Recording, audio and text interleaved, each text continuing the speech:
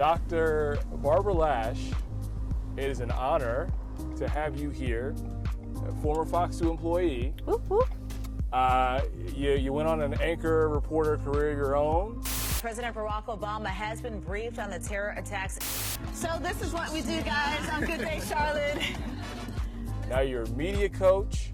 How does a woman go from being at the anchor desk, being out in the field, talking to a lot of celebrities, to saying, hey, let me help this next generation of athletes speak better when it comes to being on camera? I just realized at a young age that maybe the guys who were being interviewed didn't have a lot of training in that area, because sometimes I would listen to them, especially when I was like my daughter's age. I watched a game, I didn't understand what the athletes said afterwards.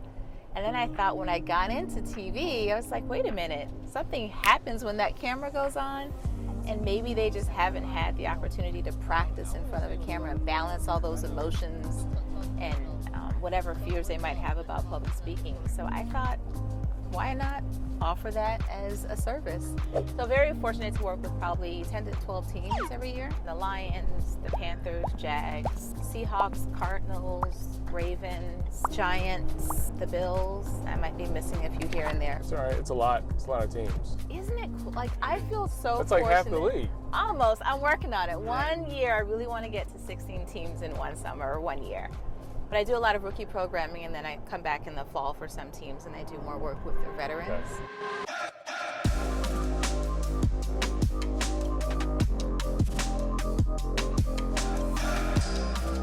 Okay. My co-anchor Amy Lang and I, we had a great opportunity to go to the NFL Red Draft red carpet. Mm-hmm. Do you feel like nowadays a lot of these younger athletes, they understand that this is a business?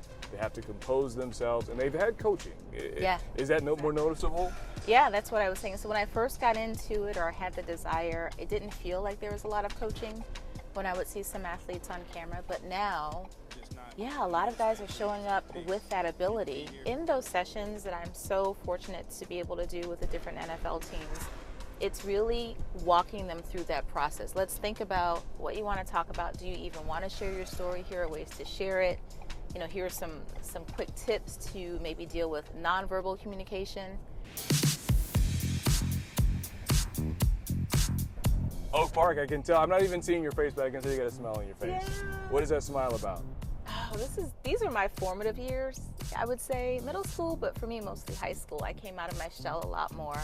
When I got here, I had my crew. I had I knew kind of who I was, or I was finding out more of who I was. Well, I started at WWJ News Radio when they were in the same building. Okay. And then I kept coming over to Channel 2 because one of my friends worked over there. So we were both assignment editors overnight. Okay. Who would share story and story ideas. And then I'm like, I really like this side of the building. And I ended up applying, and I got a job as an overnight assignment editor. And I remember, like, my hair was really full and curly. I used to wear this big ponytail with all these curls, and they used to call me Fraggle Rock. Do you often find that you tap into your experiences and share them with a lot of these athletes that you talk with? Sure. I think all of our experiences are not really for us, they're for other people.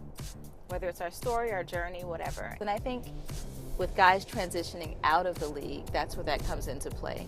Because when that door shuts from the NFL, they do have some resources still available to them, but a lot of them are not there, right? The resources are gone, the exposure, all that stuff goes away, but they still can be invited to the party. Does it take them a while to understand, like, there's a lot of power in the story that I have to share?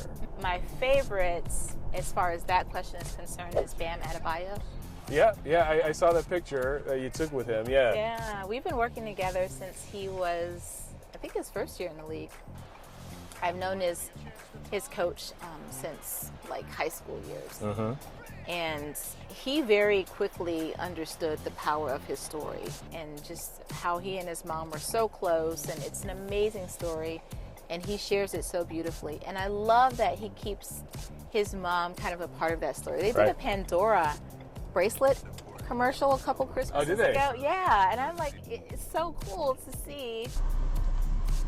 Dr. Barbara Lash, thank you so much. It has been a pleasure talking with you. Right back at And you. connecting with you. Thank you for the tour as well. Yeah. Right. See, look at that. Oak Park. No, thank you for the tour. It's been really cool to see